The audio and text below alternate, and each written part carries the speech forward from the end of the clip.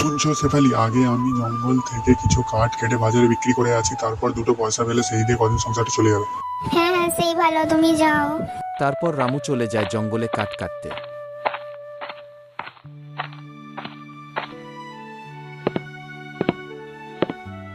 রামু কাঠ কেটে গাছের নিচে বিশ্রাম নিচ্ছিল।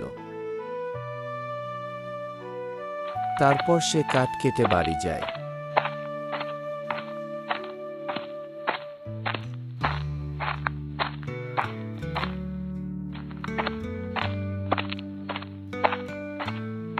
উফ, আজকে বড্ড হাঁপিয়ে গেলাম এই রোদ্রে কাজ করে। শেফালি, একটু জল দাও তো। হ্যাঁ হ্যাঁ বাবা, আসছি। রামু জল খেয়ে নিজের ঘরে গেল বিশ্রাম নিতে।